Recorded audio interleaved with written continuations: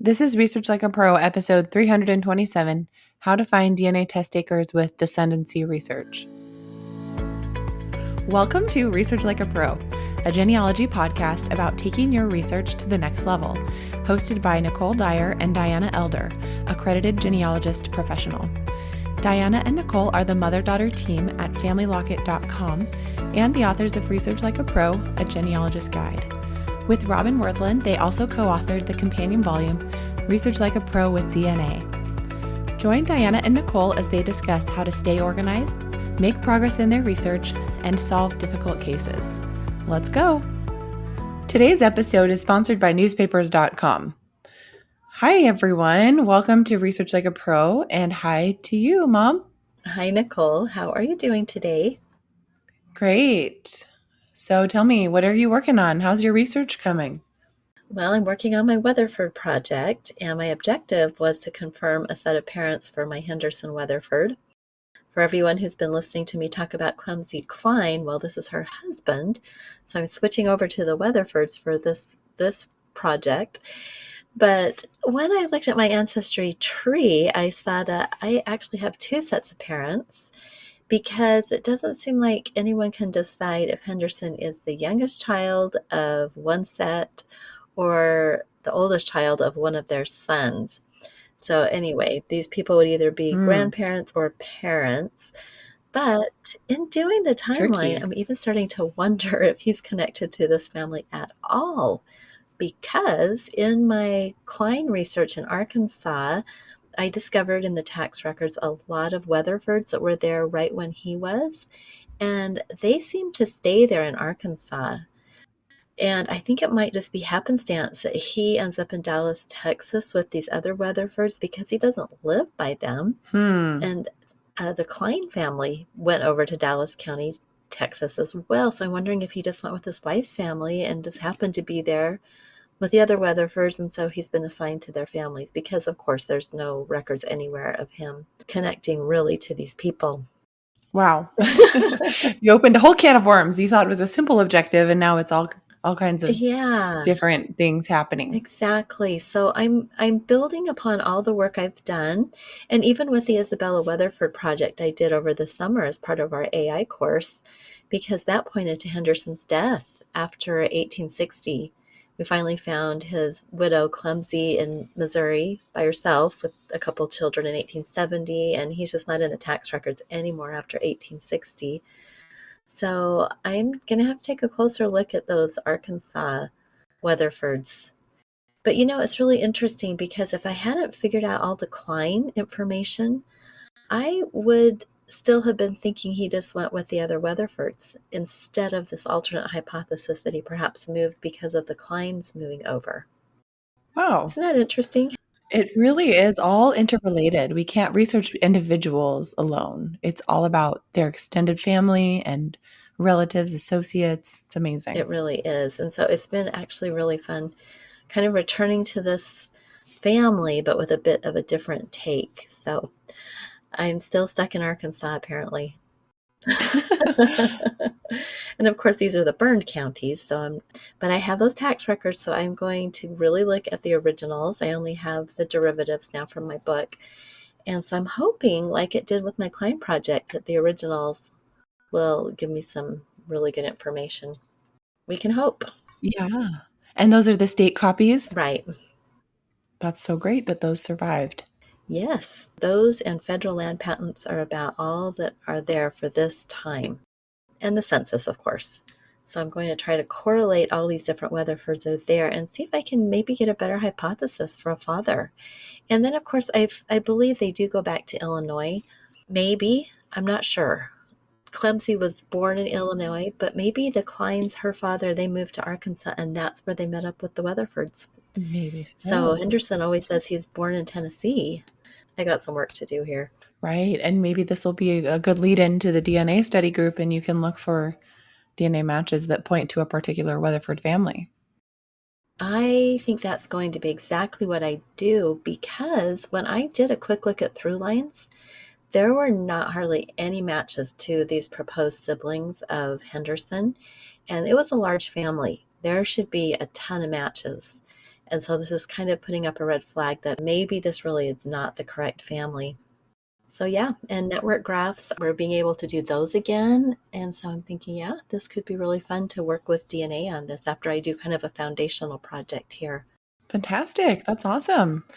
Yeah, I've been wrapping up my DNA project from the spring. I just had a few loose ends trying to write the rest of the report, and I've been working on doing some grouping of the Y-DNA test takers that are in the Dyer surname project, and that's been really interesting looking at all the different Dyer subgroups and really learning about the surname Dyer and how there's going to be many ancestors who started the Dyer surname in various locations because it is occupational. And then in Ireland, I think we talked about this before, but it's just interesting to see how the different surnames, like I wonder now, is Weatherford all going to go back to the same one ancestor? Or are there different groups of Weatherfords that have totally different origins? Well, we always have to wonder that, don't we? And that's where the Y-DNA testing comes into play. Well, there is a very famous Weatherford who was part Native American or full Native American, and I've always wondered about the connection there. So yeah, there's a lot to unpack with surnames, that's for sure. But the Dyer project, that's so neat. And I never thought about Dyer being an occupation. You know, the people who were involved in dyeing, I guess, Right. coloring the cloth. Yep. That's so cool. Exactly. Well, let's do some announcements. We have our Research Like a Pro webinar series ongoing. It's been such a great year, and our next presentation will be October 15th. That's a Tuesday at 11 a.m. Mountain Time. The presenter is Emma Lowe, who is one of our wonderful researchers, and her title is Crossing the Pond, Tracing Dorothea's Roots in 19th Century. So this one is all about a German immigrant, and this case study will cover Germany immigration, evangelical Lutheran church records, German civil registration, locality survey, resolving conflicting evidence, and German research resources. So for anyone who's really working on trying to track down German ancestors, this would be such a good case study. Our next Research Like a Pro DNA study group begins February 2025, and registration for that will begin in December of this year. And the peer group leader application is on our website. So be thinking if you would like to lead a small group and have complimentary registration. We can let you know about coupons and interesting things if you join our newsletter. So look for that on Family Locket. And upcoming conferences, we have the Texas State Genealogical Society Family History Conference coming up November 1st and 2nd. So I will be giving 3 lectures there, and it will be fun to talk about some interesting things that I've learned about Indian Territory settlers and migrating ancestors. So I'm excited to be part of that. Well, today we are going to talk all about how to find DNA test takers with Descendency research. And this is one of the challenges of DNA work, is trying to find out more about living people because they are so key to our DNA work. So they take a DNA test, and then we see that we match them, and then we use that as evidence to answer our genealogical research questions. So as we go about finding this DNA evidence, there are 2 scenarios where we have to try to determine the identity of a living individual. First, we have to figure out their identity from our DNA match lists, and often they haven't linked to family tree, or there's no identifying information in their profile, or they don't respond to messages. So that's tricky. And then also, we may lack enough DNA evidence, so we have to find more people and ask them to take a DNA test. So Nicole's been doing this in the Dyer project. Additional Y-DNA test takers could really help with that hypothesis that John Robert Dyer, born 1813, was related to James Dyer, born 1804, and resided with Betty Dyer in Bedey. I'm not sure how to say that, maybe Beatty Dyer, in Granger County in 1850. So there are a lot of autosomal DNA matches between the descendants of the 2 men, but now it's important to see if their descendants have matching Y-DNA. So there are 3 ways to go about finding the identity of living people. You can do descendency research, where you trace a person's descendants, ascendancy research, building a person's tree, or a combination of both. So, in this episode, we're going to talk all about the steps to do the descendancy research. And for this little bit of a case study, Nicole's trying to find those descendants of James Dyer. Well, before we start with finding his children, James Dyer, we need to really work on identifying our starting ancestor and make sure we have the facts about his life correct and evidence linking him to his children. We don't want to trace the wrong children forward. That would just be a waste of time. So that's the first step in descendancy research, and it's to fully identify the starting ancestor, including their biographical details, residences, and relationships. So once you know who your ancestor was and you've separated him from other people of the same name, you're ready to trace their children forward in time. And so we don't want to skip this step. In a previous research project, I worked to document the life of James Dyer, so I had a pretty good start for identifying him. And basically, it comes down to he lived in Granger County in 1850. And the specific place within Granger County he lived was the 8th District. It was civil districts. And there were actually several men named James Dyer there. And so I needed to know exactly which district he lived in. And their household had a bunch of children. They had 10 children listed, inferred children listed in 1850. And so all of these children were born between 1829 and 1848 in Tennessee. And their names were John, Jane, Nancy, Hubbard, Warren, Sarah, Mary, Corbin, Emmeline, and Eliza. And those were the 1850 census inferred children. Well, I also saw on that 1850 census that a close neighbor to James was a William L. Dyer, age 25, born in Tennessee. So I guessed that he was an older son who had already been married and moved out, another son of James. So that was kind of the starting point. And with so many men named James Dyer living in Granger County at that same time, I had to separate a merged identity. And this occurred in the memorial at Find a Grave for James Dyer. And it was interesting because the memorial included all these children that I just listed that were on the 1850 census with James and Betty. So that looked correct. And then it had a different wife. It didn't have Betty, it had someone else. Lucinda Martin Clevenger, and I'd never heard of her. And then it had a headstone that was in a cemetery in a totally different county. So there were some suspicious things. And in my research log, I noted all these inconsistencies and tried to kind of figure it out. And when I looked at Lucinda's memorial on Find a Grave, I saw that she was connected to two James Dyers. And so the other one was probably her correct husband, and this one was just like kind of a merged duplicate problem. So it needs to be all straightened out by the person who manages it. But basically, it looks like they kind of got mixed up, and a couple of the details, like the headstone, got merged with the child list of a different one. And I don't think that my research subject, James, has a headstone, and that's probably part of the problem. So the child list definitely belongs to James and Betty Dyer, who lived in Granger. And then the headstone belongs to a different James who lived in Union County, Tennessee, and married Lucinda Clevenger. And there's also the possibility there's a third James Dyer related to all these people. And so I let the person who manages the Find a Grave Memorial know about the issues. But I had to get that straight before I could proceed.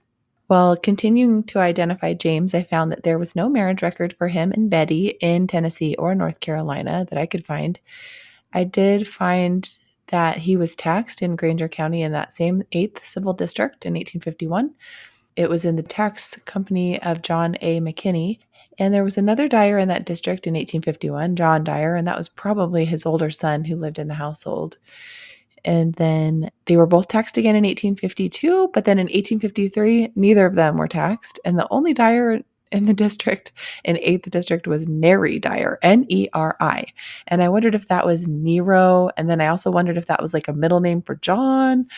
I saw that James lived in District 8 again in 1860, so I just figured that he aged out of the tax by 1853, and that's why he wasn't listed anymore. Because if he was age 50 in 1853, he was born about 1803 or 1804, which corresponds with his 1850 census age of 46. And so that all seemed to line up. It looks like Betty died after 1860 and James remarried to Mary Shaver in 1866. And they lived in District 10 of Granger County in 1870. And some of the children listed were Jane, which was present in 1850, and then two probable stepchildren who were listed as Dyers, but then later I think they were listed as Shavers, Elizabeth and Robert. And then two younger children, which were new children to the new couple, Harriet and James Dyer. Then in 1880, James lived in District 1 of Granger County with his second wife, Mary, and their children, Harriet, James, and Samuel. They had another son, Samuel. So I actually found some younger children, and I haven't done any descendancy research on these younger children yet, but they are good avenues to work on. Well, after 1880, there were no more records that I could find for James of Granger County. So now that I have fully identified him with relevant census, tax, marriage, and other records, I've figured out who his likely children are. I'm ready to begin the descendancy research. Wow, you have a lot of children to work with on that descendancy research. And that so often happens with these Southern families, doesn't it? Yeah. And then you've also got the challenge of siblings who would be half siblings. Well, that's great. So now the next step for this descendancy research, after you have really identified the family, is to choose a child and begin building their family tree downward. And it might seem natural to start with the oldest. However, you can choose to prioritize a little bit differently. So consider two different things: strength of evidence, linking the child to the parents, and younger children with later birth years. So it's often helpful when we're looking for DNA test candidates to start with those youngest children to find people born in recent times. So in this case, Nicole focused on sons because we're looking for Y DNA testing candidates. We have to follow that male line. And the evidence linking the oldest child, William L. Dyer, to his father was just not as strong as some of the other sons because he never lived in James's household. Well, he may have lived in the household, but he's not on the censuses where he's actually named as being in the household. So birth years also played a role, and the oldest son of James and Betty was William L. Dyer, born 1825, but the youngest son was Calvin, who was born in 1842. And 17 years can make a big difference in finding a living test taker versus finding a potential test taker who passed away with no children 10 years prior. So James' youngest sons were his children by his second wife, and they were born in 1869 and 1872. But so far, there have been no autosomal DNA matches found to these men. So instead, Nicole focused on children of James and Betty at first, choosing Calvin to start with. So after you choose a child of the research subject to start with, consider building quick trees in Ancestry. And that's so great because it lets you use all of those hints that Ancestry likes to give you. And that is using artificial intelligence to find records that probably match your research subject. So tracing Calvin forward in time, Nicole was able to attach a lot of censuses: 1860, 1870, 1880, 1900, 1910, and 1920. That's so great, all the different censuses. And so this gives you such a good idea of all the children's names if you can find someone that lives long and into the 20th century, and then you can get that run of censuses.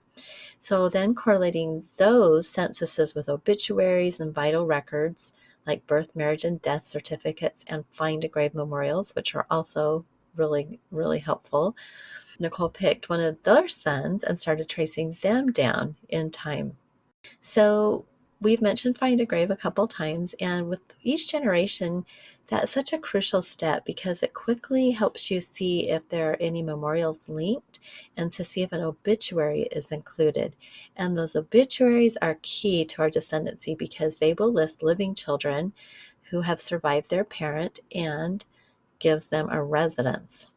Yes, that was really important. And every time I was looking at potential test takers who kind of seem to live in the present day, I would cross my fingers that I would be able to find them listed on either their mother's or their father's obituary listing where they currently lived at that time. And sometimes if the death of their parent occurred in like 2010 or 2015 or 2020, then that gives me like a really good idea of where they lived in recent years to try to pinpoint how to contact them. So that was helpful. Well, speaking of where people are living, a really important part of tracing these children forward is to pay attention to where the family lives. And sometimes they'll all be from the same hometown, or maybe the children have all scattered, but it's good to get an idea of where the family is living in the present day. And sometimes they will end up in the same area or region. And then this will help you locate them with the People Finder websites. And one way to bridge between an obituary or the descendency research that gets you to 1950 on the census and then getting to the People Finder websites is by using the public records databases. And Ancestry has some really good public records databases that you can use. So for people who lived after 1994, they have the U.S. Index to Public Records 1994 to 2019. Then for prior to 1993, they have 2 volumes of the Public Record Index that goes from 1950 to 1993. And these are 3 different collections, but they're all the same type of thing, Public Records Index. So these collections at Ancestry give you usually the person's name, of course, and then sometimes the birth year or birth date. And every once in a while, you'll see just like the month and the year of their birth. And then a list of the places they have lived, including addresses. And the information in the Public Records Index was compiled from a variety of public records. And the various type of records used to create this index include telephone directories, marketing lists, postal change of address forms, public record filings, directory assistance records, and property and land records. So did you know that all of those were public? I didn't know that postal change of address forms were public. That is so interesting. Yeah, that's a pretty good list. That's why you can find so many people. It's really good. Well, if you look up yourself, you'll be shocked. I looked up myself and found all my information. And so it can be surprising. And, I was talking with my husband about it and he was like, "Oh, should we be concerned about that?" And one thing that is good is that it's not available to everyone. This public records database is only available to Ancestry subscribers, I believe. So you have to be a subscriber to Ancestry to go search. So hopefully it's mostly genealogists using it. Well, I looked up myself and I do have several. I'm in the funeral home collection of via my mother and the obituary of my dad, and I'm in some newspapers, getting married, and in yearbooks. Oh my goodness. Yeah. That's fun. Right. Well, I have an example of what you might see from the Public Records Index at Ancestry, and this is a record that likely belongs to my great-grandfather. I don't actually know for sure because I didn't really know his addresses, so maybe you can tell me, Mom, if this is right. So I looked up Charles Rudolph Elder and found this entry in the Public Records database for Charles R. Elder. It has a phone number and an address in Seattle, and one of the addresses is in Tacoma. One is on a street called Ravenna Avenue, which sounded familiar. I think these are correct. I actually have not ever been at any of those addresses, but knowing kind of where they lived, that sounds right. Yeah. So anyway, it can be really helpful to get some potential addresses, some more research avenues, some potential people to contact. And this one has a phone number. So if he was still living, this would be good. Obviously, he's not still living. My great-grandfather passed away a long time ago, but this was just kind of an example of what you can see. And it starts with his name, then it has his phone number, his address, and then it has a second residence date and another address and phone number, a third residence date from 1993 and another phone number and address, and then a fourth phone number and address. So, and some of them are the same, but it just kind of gives you some ideas. That's great. Well, let's take a minute and have a word from our sponsor. Today's episode is sponsored by newspapers.com. Break down genealogy brick walls with a subscription to the largest online newspaper archive. Did you know newspapers.com has over 1 billion pages of digitized newspapers dating back to 1690? Their growing collection includes papers from the US, UK, Canada, Australia, and beyond. Discover birth, marriage announcements, obituaries, and everyday stories about your ancestors in seconds. Newspapers.com can help you fill in the gaps between vital records and reveal details about your ancestors' lives that you can't find anywhere else. Their easy-to-use search feature lets you filter your results by date, location, specific paper, and more. When you find something interesting, newspapers.com makes it a snap to share it with family and friends. You can even save it directly to your ancestry tree. Come explore 1 billion pages and make infinite discoveries today on newspapers.com.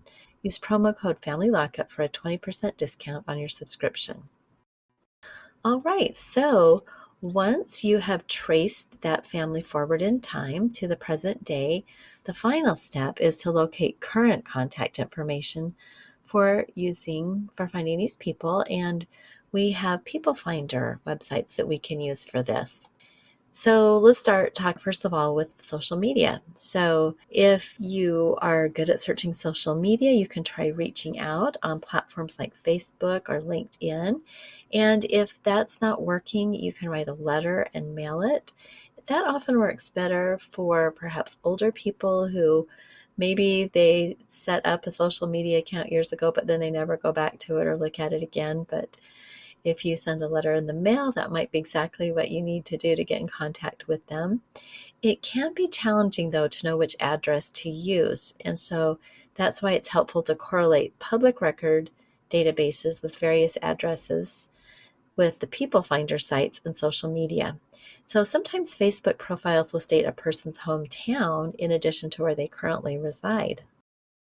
Yeah, that can be really helpful to look and see in the about information on Facebook and see they're from a certain place, like their hometown, and then they currently live somewhere else. And that helped me in one particular case to see, oh, this is where they're from, but this is where they live now. So you just never know what details people will make public on their Facebook profiles or LinkedIn profiles. So it's good to see what's out there. Mm-hmm. We mentioned People Finder sites, and these include websites like whitepages.com, Been Verified, Spokeo, and so forth. There's a lot of them out there, and sometimes they charge, sometimes they're free. One of my current favorites is True People Search, and it's truepeoplesearch.com. What I like about it is it's free and it's really lightweight, meaning it doesn't have a lot of like extra things you have to click through on the website, like clicking, like I think Been Verified makes you click through so many screens. It's constantly loading more information and then it finally asks you to pay. So I like this one. It's just a simple database. It allows you to search for someone by name, by their phone number, by their address, or by their email. And this email search is really helpful when you're looking for DNA matches who have shared their email address, like at GEDmatch and at Family Tree DNA. So I looked up my grandfather by his name at True People Search. He passed away in 2015. So I searched Charles Elder and found his True People Search profile. Charles William Elder, death recorded September 2015, age 87, lives in Springville, Utah. Then it had a phone number. Then it has like a sponsored link to purchase a full background report, which I just usually skip. It has some also seen as or also known as names. And none of these really looked quite right. So sometimes there will be wrong information. And so this had like Charles M. Elder, which maybe that was a typo for Charles W. Elder. It had William C. Elder and C.W. Elder. So just a couple things that it lumped together and didn't seem quite right, but maybe we're close. It did have the address in Springville where he lived when he died. And it had some phone numbers. And it has some additional sections like email addresses, which none of them happen to be correct that I know of. And then previous addresses, possible relatives, and possible associates. The possible relatives part is so helpful. On this page, I noticed about 85% of the information on the page for my grandfather was accurate, and some of that information was just incorrect. So the first two emails were wrong, but most of the relatives were accurate, and the last address and the death information were accurate and good. So it's just good to be aware that some of that information you see on these People Finder websites won't be right, but some will be right. And we can definitely use it as clues to help us get closer to making contact with these relatives of ours that we'd like to collaborate with. Absolutely. In the Dyer case, I traced all of Calvin's male lines forward, yet only one descendancy line had living male descendants. It was interesting. I was always so surprised when one line would just kind of end, or someone had no children, or they had only stepchildren, or they had only daughters. So sometimes trying to find a Y-DNA descendant or a mitochondrial descendant can be challenging. And I was excited to finally find one line that had living sons. And so there were 3 brothers. After tracing all of Calvin's lines forward, at least the male ones, I went ahead and moved on to another brother of Calvin, another one of James and Betty's sons, and I found one more living descendant. So I'm still working on contacting them. I've sent them some preliminary messages and we'll continue to try to reach out. One avenue that I'm working on is trying to reach out to some of their relatives who are interested in family history.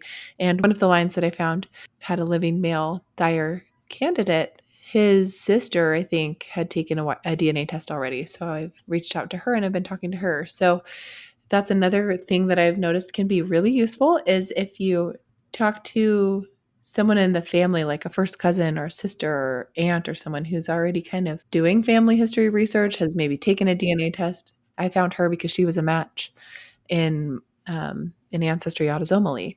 And so if they've already done that, then maybe they could be the liaison to connect you with that person and encourage them to take the Y-DNA test. Yeah, I think that's so helpful because they've already done it. And I've noticed that too, that seems to really help. Well, let's wrap this up. So hopefully everyone listening has realized that descendancy research can be a really powerful tool as we're working on our genetic genealogy because it lets us bridge that gap between our historical research subjects and the potential living DNA test takers.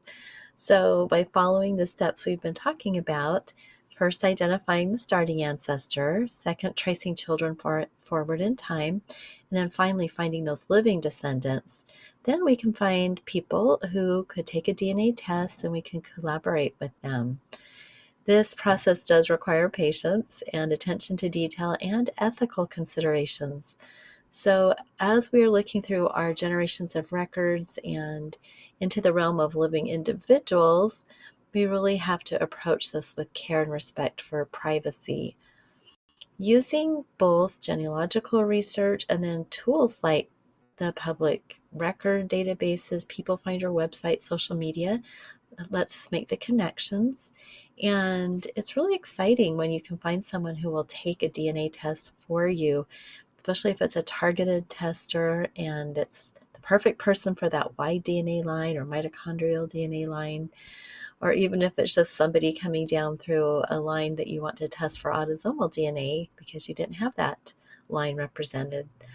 So whatever you're doing, it will be really helpful if you can learn these techniques of doing descendancy research to help you find those living people to assist and add more evidence. This is the one kind of evidence we can actually add in our genealogy, finding more DNA. Yeah. Can't go out and do another birth certificate, can we? But we can certainly find more people to do DNA tests. Right. And it's exciting and it's also frustrating when we find someone and then they don't respond or they would rather not test, but there's always that potential to find someone and even if they don't want to take a test, they're still a valuable cousin we can collaborate with and learn more about their branch of the family. So it's a really valuable endeavor to locate our living cousins and work together and collaborate on family history together. It's just a part of the whole genetic genealogy field. Absolutely. Well, thanks everyone for listening, and we hope you have a great week, and we'll talk to you again next week. Bye-bye. All right. Bye-bye. Thank you for listening. We hope that something you heard today will help you make progress in your research. If you want to learn more, purchase our books, Research Like a Pro and Research Like a Pro with DNA on Amazon.com and other booksellers. You can also register for our online courses or study groups of the same names. Learn more at familylocket.com/services. To share your progress and ask questions, join our private Facebook group by sending us your book receipt or joining our courses. To get updates in your email inbox each Monday, subscribe to our newsletter at familylocket.com/newsletter. Please subscribe, rate, and review our podcast. We read each review and are so thankful for them. We hope you'll start now to research like a pro.